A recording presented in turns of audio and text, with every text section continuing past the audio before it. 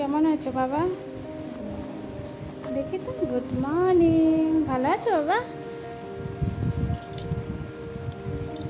শোনা বাবা, ওঠো, পরে ওষুধ খেতে হবে, জল খেতে হবে। ওঠো ওঠো। কেমন আছো বাবা? দেখি তো। Good morning. ভালো আছো বাবা? শোনা বাবা, ওঠো, পরে ওষুধ খেতে হবে, জল খেতে হবে। ওঠো ওঠো। দেখো, দেখেছো দেখেছো ঠোঁটটার কি অবস্থা হয়েছে? দেখো, এই দেখো, বলে এই জন্য বলি ক্রিম দিতে। আঁকড়ো আঁকড়ো। Good boy. দেখি মুখটা মুছিয়ে দিই।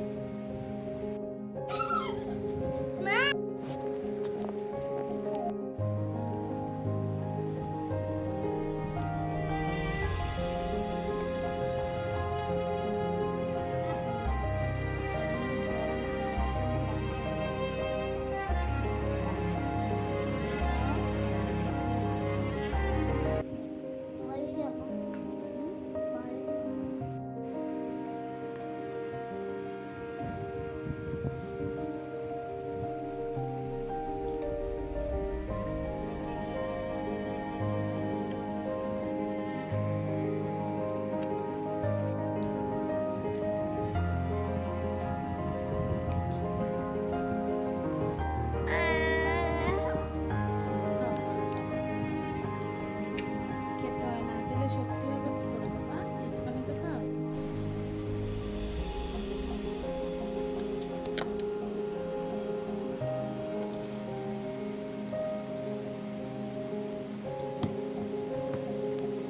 আর তোমার জন্য মাংস এনেছি না।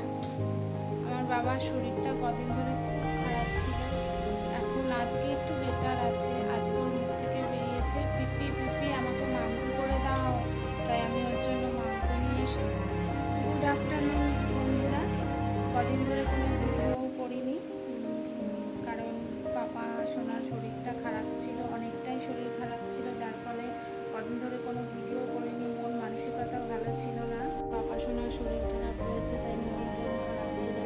ভাবলাম মন ভালো হয়ে যাক, সুস্থ হয়ে যাক। তো দেখলাম আজকে একটু বেটার আছে। আজকে দৌড়ে এসে বলেছে এখনও পুরোপুরি ফুলভাবে দুর্বলটা কাটেনি, এখনও দুর্বল রয়েছে। তোমরা সবাই প্রে করো আমার পাপা সোনা যেন সুস্থ হয়ে যায় পুরোপুরি। এত চঞ্চল আর দুষ্টু বাচ্চা যদি এরকম বিছানায় একদম শুয়ে থাকে তো বুঝতেই পারছো মনের উপরে মানে কীরকম হয়। আর বাচ্চাটারও খুব কষ্ট হচ্ছে।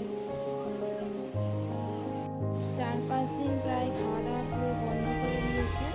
এখন আজকে আমি চাইছিলাম ও কবে মুখ থেকে বলুক যে পিপি পিপি আমার জন্য মাম এনে দাও, মাংস এনে দাও। তো আজকে সেটা বলেছে, তাই নিয়ে এসেছি। দেখি খাই নাকি। আজকে চেষ্টা করছি ওকে ওর মতন প্রসেস করে, যেইভাবে ও খাবে আমি সেইভাবেই পেস্ট করে এতদিন খাওয়াতাম। আজকে যেহেতু নিচে মুখে বলেছে পিপি আমি মাংস খাবো, তাই ওর মতন করে দিয়েছি। তো দেখি ও খায় নাকি, চেষ্টা করবো। তো ওর জন্য আমি এই যে চিকেনের পাতলা আলু দিয়ে ঝোল করেছি। আর এই ভাতটা দেখি চেষ্টা করে, ছেলেটা খায় না, খেতে তো খুব ভালো হয়।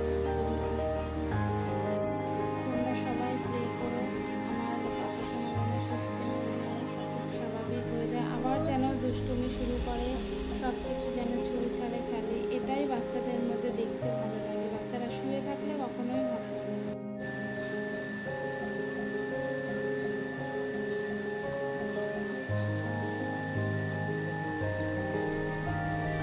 এই যে খাওয়াচ্ছি, খেয়ে নাও। চিকেনটা ভালো আছে?